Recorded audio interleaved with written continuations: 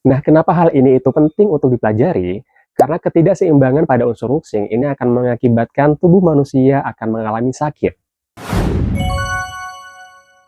Halo semuanya, selamat datang di akun YouTubeku. Kali ini kita akan belajar mengenai penggolongan makanan berdasarkan teori wuxing. Dan teori ini berasal dari TCM atau Traditional Chinese Medicine yang asalnya dari Tiongkok ya. Mungkin kalian pernah dengar akupuntur. Nah, ilmunya itu dasarnya sama ya teman-teman.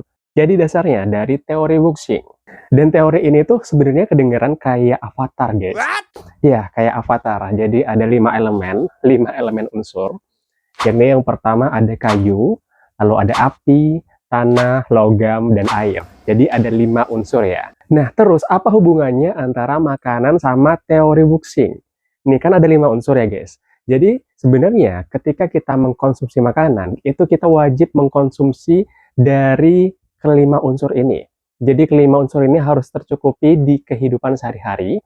Dan salah satunya dari makanan. Jadi siapin catatan kalian, karena ilmu ini sebenarnya kayak terdengar remeh, tapi kalau kita tidak mencukupinya dalam kehidupan sehari-hari, maka akan terjadi ketidakseimbangan antara organ-organ tubuh. Entah dari energinya, atau beberapa organ akan mengalami masalah kalau kita kekurangan atau bahkan berlebihan dalam mengkonsumsi suatu makanan. Nah, yang pertama, kita bakalan membahas apa itu wuxing. Seperti yang aku sebutin tadi, dan ini adalah teori dari Tiongkok. Sebenarnya teori ini bukan hanya menyangkut pada makanan-makanan saja ya teman-teman. Teori ini sebenarnya menggambarkan pergerakan energi yang ada di alam. Dan ini bisa tercermin dari musim, rasa makanan, organ-organ tubuh, sampai pada emosi manusia juga ada unsur wuxingnya ya teman-teman. Nah, kenapa hal ini itu penting untuk dipelajari? Karena ketidakseimbangan pada unsur wuxing ini akan mengakibatkan tubuh manusia akan mengalami sakit. Nah terus, apa hubungannya antara teori wuxing dan makanan?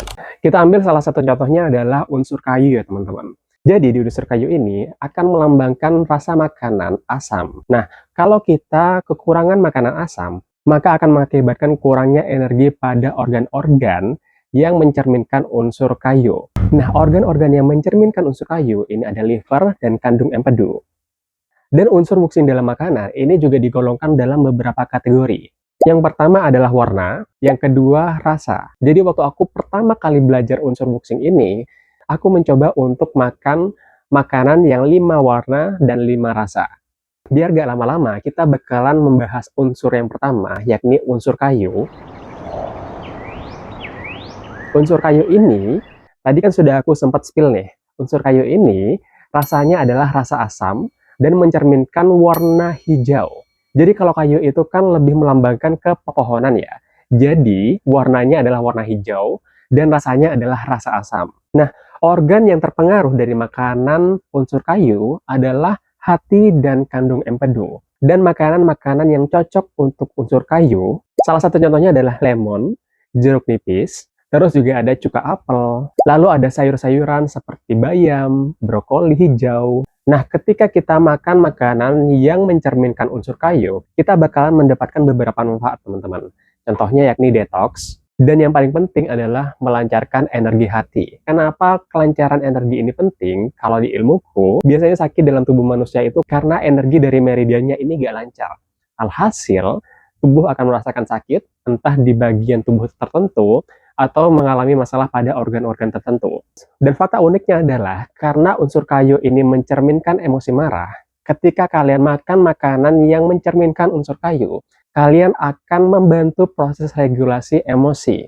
Jadi, kalau kalian suka marah-marah, coba deh makan makanan yang mencerminkan unsur kayu, seperti yang aku sebutin tadi. Karena kalau kalian suka marah-marah atau gampang kesel, kemungkinan besar kalian butuh makanan-makanan yang mencerminkan unsur kayu.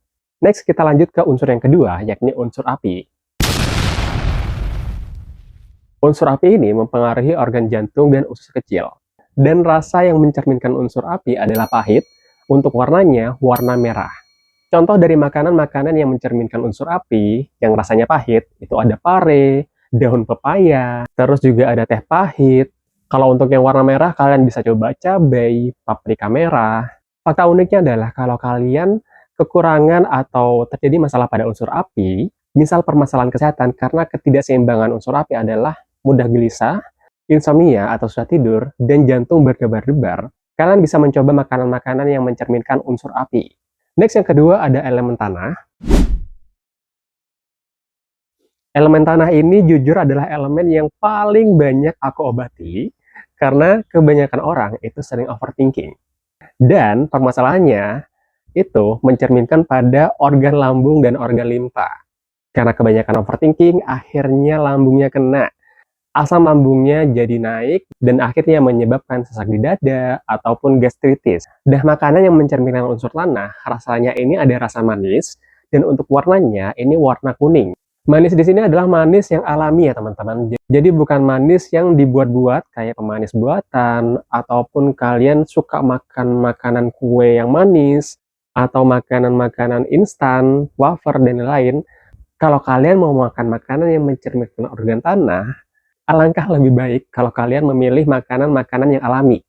Karena kalau makanan-makanan yang sudah diolah dan makanan-makanan yang instan, aku khawatir kadar glycemic index-nya itu tinggi. Jadi bisa menyebabkan permasalahan penyakit yang lain, ya. Contoh makanan yang bisa kalian coba yang mencerminkan unsur tanah, yakni ada yang pertama jagung, lalu ada kentang, ubi, atau makanan-makanan yang kalau kalian tahu itu punya kandungan karbohidrat tinggi, itu biasanya mencerminkan unsur tanah. Karena biasanya kalau karbohidratnya tinggi, maka makanan itu biasanya berasa manis. Nah, terus ada elemen logam ya, teman-teman. Elemen logam ini mencerminkan warna putih dan rasanya ini rasa pedas. Dan organ yang terefek dari elemen logam adalah organ paru-paru dan usus besar. Contoh dari makanan-makanan yang memiliki unsur logam, ini kalian bisa coba jahe, bawang putih, lobak putih, lalu ada ketumbar. Tapi yang perlu digarisbawahi di sini adalah, kalau kalian suka makanan-makanan yang pedas, jangan terlalu banyak atau jangan terlalu dominan.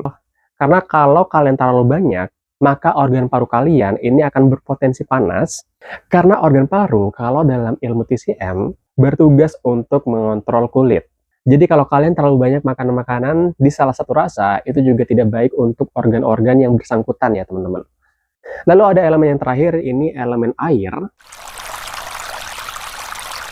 di mana organ yang tercermin adalah organ ginjal dan organ kandung kemih. Untuk rasa dari elemen air ini adalah rasa asin dan untuk warnanya warna hitam. Contohnya makanan-makanan yang melambangkan elemen air, yakni ada rumput laut, terus ikan laut, kedelai hitam, jamur hitam, atau yang unik kalau kalian pernah makan cumi yang dimasak dengan tintanya, itu juga melambangkan unsur air.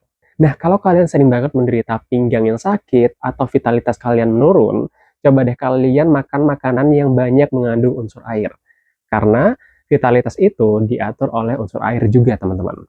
Nah, sekarang pertanyaannya, gimana caranya kita nyusun makanan-makanan dengan 5 rasa dan 5 warna? Apakah ini wajib?